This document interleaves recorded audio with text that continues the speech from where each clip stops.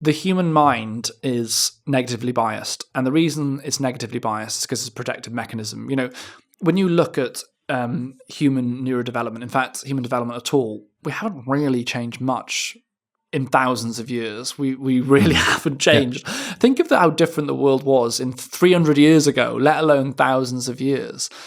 Our brain, and the reason it's negatively biased, is because it's a protective mechanism. Like if for example, we walk into the forest and it's full of wolves, and those wolves could kill us, we get away from that situation and survive. The next time we walk into the forest, we're going to be very wary and think negatively. There's probably wolves in there because it protects us. That is an important protective mechanism, as is anxiety, adrenaline and all these things. It's a fight or flight. It's a deal with a problem that's in front of us. And, we retain memories because memories allow us to learn from the past and make decisions in the present that make our future more certain. Self-preservation is like the number one goal for humans as individuals and the race. We need to survive. And so we survive by learning, sticking together broadly, acting in the present but worrying about the future. The problem is that modern day society, not for everyone, I'm talking broadly for a lot of people, we perhaps don't have that kind of fight or survive or life or death in every moment of our lives. Most moments, like we're sat here now quite safely, we're not under immediate threat sat here. But our minds, as we said, have not changed in thousands of years. And so they will fixate on things. The negatively biased mindset will always fixate on worries. And it will spend time ruminating on the past, where people talk about depression is because of a rumination on the past, and anxiety being our obsession of the outcomes of the future. But we're living these experiences in the present moment. And the problem is with imposter syndrome and why everyone experiences it, because that negatively biased mind is trying to protect us from outcomes, negative outcomes. The problem is that sometimes it is overbearing and to our detriment. So we might think, I can't give this talk on alcohol's effect on the liver in front of all these people. I'm an imposter. Actually, that person, you might be a registrar in liver studies. You spent the last 6 months reading the papers. You've just published an article around, you are an expert is what my point is. But yet we still feel the inner child. Often in times of vulnerability, when negativity takes over, we actually go back to our inner child and we forget everything that we've experienced. We go back to that vulnerable state of like, oh my gosh, like what am I doing here? I mean, I remember my first day in King's on the wards, and I went to prescribe paracetamol. I had a sudden moment of panic, of genuinely like, what am I doing here? Get me out here. I can't remember the dose of paracetamol. I literally turned to the nurse. I was like, oh my God, I'm feeling really bad. I feel just like, and she knew almost. She was like, it's fine. It's just the first few days, you're just feeling, you feel imposter a little bit. It happens.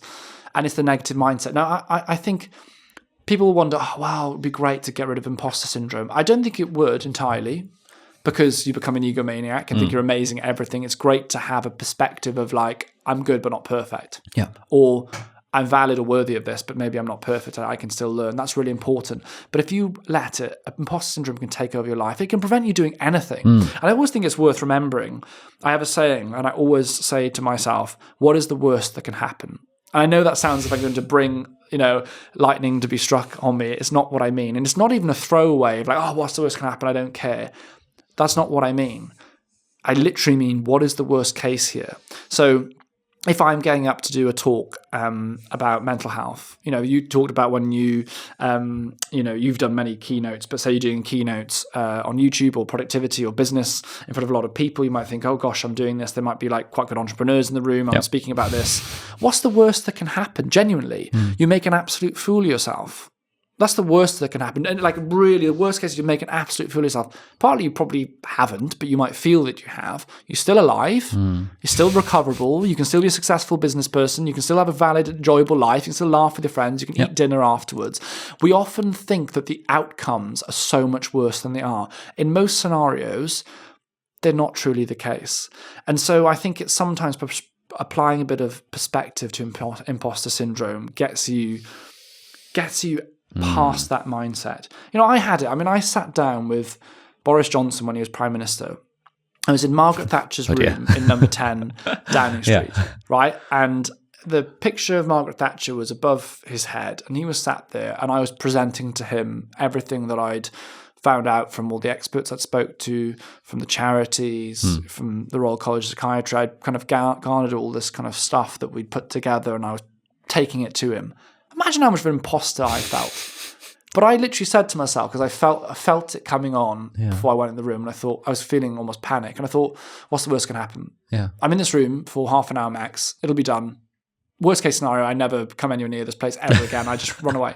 It's fine. I'll survive it. Which is the same as what most people's position is already that. Yeah. That they're not going to be in a room with Boris Johnson. So worst case scenario is like you go back to, You just got to, I think sometimes the imposter syndrome, it's asking yourself, what's the worst that can happen? It's realizing that everyone feels it. I have never met anyone in my life, I'm sure there are a few people out there, but I'd argue they're not in the spectrum of normal, that most people will feel at certain times that they are an imposter. Most people feel that, and therefore feel a degree of comfort, and also realize I remember once doing as an SHO doing obs and gynae. I was doing a night shift with a new consultant. She was like, I feel like a complete imposter. I was like, what? You're a consultant. You've done all this training. You're literally, I just watched her do a surgery. She was literally so skilled. I mean, she was so slick. She was just like, she bossed it. And I was like, you feel like an imposter? She's like, yeah, absolutely.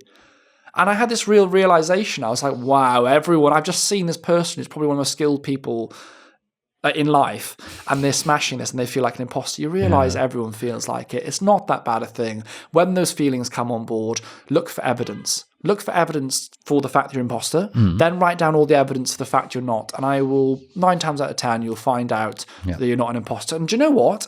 If perhaps it does highlight somewhere that is an issue, then deal with it. Say you're doing a new rotation in medicine, and your new rotation is in something really, say you're doing like HIV as a rotation. Okay, first of all, you're not going to be like taking over and having to know everything about HIV. So often remember, imposter syndrome, a lot of the time it's because you think suddenly like everything's on you, or like the world will collapse. It's not going to collapse if you don't know anything about HIV. You'll go in there, the consultant will assess your kind of knowledge and capabilities. They'll always be there to guide you and so on.